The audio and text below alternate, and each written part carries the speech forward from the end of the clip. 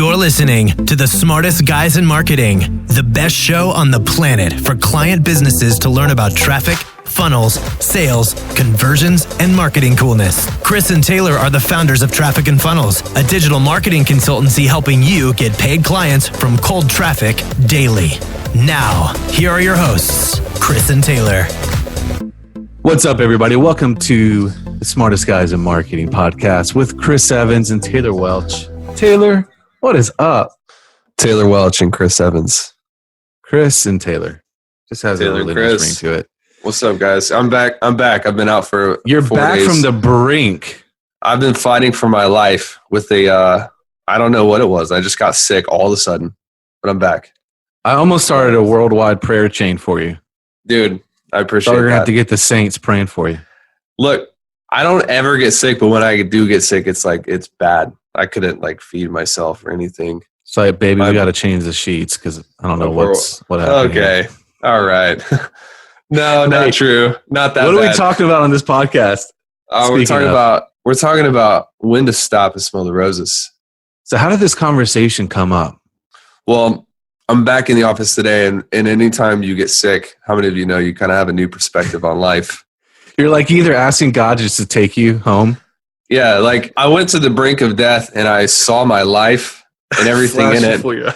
And now I'm back with a new perspective. And now we were talking this morning. I was on the way to work, and I was just like, man, we've done a lot this year. It's been really cool. And then you kind of joined in the bandwagon. And we were just talking about how sometimes we get lost in the grinds, and it takes something to give you kind of a new perspective.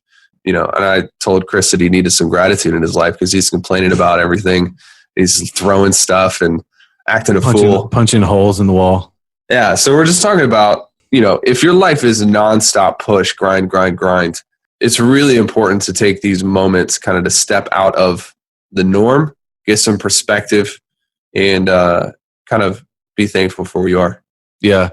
And, partly we are just kind of taking stock of where we are right now. And sometimes I think as entrepreneurs, we don't realize what we've accomplished.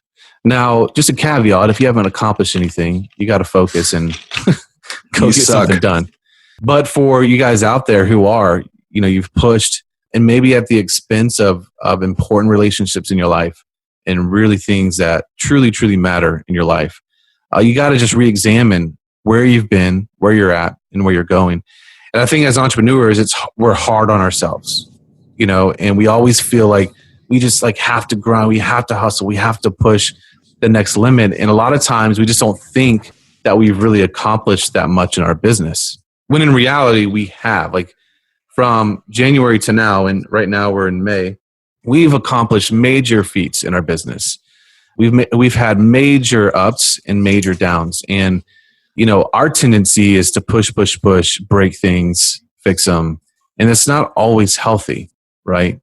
So, just realizing as Taylor's been out since, it's been about 5 days, 6 days, that you've kind of been out sick.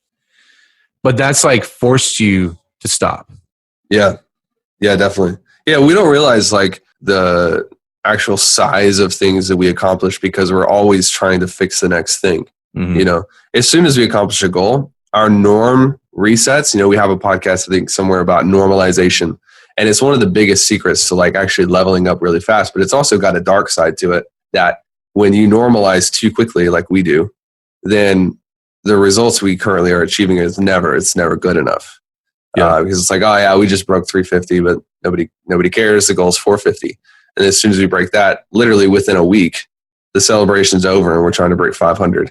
And part of that's just the case of the entrepreneur. Part of that, there are ways that you can get around that, monthly reviews, which we started doing really well, journaling, things like that. But I think this also goes down not into just not just on a philosophical, because we're kind of up in the clouds right now, but how we spend money really comes down to when to make a decision to really enjoy the fruits of your labor versus when to keep pushing and how to decide kind of where you are and what season you're in. Does that make sense? Yeah, totally. Yeah, I think so many entrepreneurs, they burn out very quickly. And so we don't want to be that. We're in it for the long haul, and we want longevity, and we want to stay married and have our kids. Well, my kids still love me. Bro, I'm having kids. I was going to tell you this off the air, but no, I'm just kidding. Oh my gosh. One day. That's so jacked up, bro. So let's talk about that real quick. Spending money versus when to save. Yeah, dude, you're the expert here. So I was driving that 19. I was throwing a leg up for you. Chris drives a 1980s minivan. Yeah. Broke down every day. No, AC we have different. We have different. Part of this comes back down to your personality.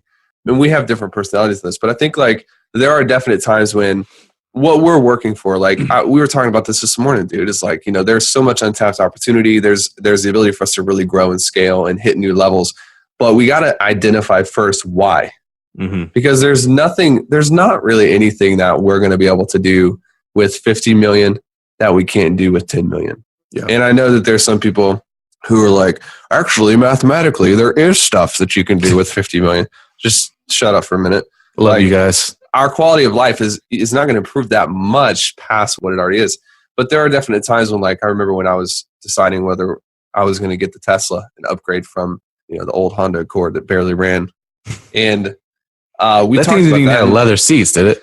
It didn't have leather seats, man. It was like, it barely had cruise control. Thanks, Honda. Anyways, and Chris is a little different. Whereas, like, what turns him on is like, digging bunkers and stacking up money to prepare for Armageddon. And, I invest in beans and rice. You invest in beans and rice. And like, the other day he was talking about how he's just real nervous because he doesn't want to buy a house because it will take his cash balances too low. It's like, bro, you have like so much money in that account right now. You just need to go spend it. Whereas I'm a little bit more on the free side because I don't have daddy issues with money. So I don't even know what that means. I don't have daddy issues, guys. And so me getting that Tesla made me hungry. It was kind of like, it kind of gave me like a burst of energy. I think sometimes it is good to actually spend some money, enjoy the fruits of your labor, and really spending money becomes a caveat to being able to make more money. Yeah. And actually I kind of had to push you on that. Like, cause you weren't sure. I was nervous. It's a lot of money. You guys know how much Teslas cost? Yeah, it's ridiculous. But I think though, like you have to know your personality and make sure it's not feeling some kind of emotional need, that should be filled somewhere else. Right. Because like that's never going to be filled by a Tesla or a cool house. And so, if you leverage that as motivation, and you've set that as a goal and a prize, then yeah, you should consider doing it. Yeah. And you did. And look at me now, baby. Look at you freaking now. Unstoppable. Yeah, so moral of the story is you got to make sure you don't get caught in that grind and you can never get out of it.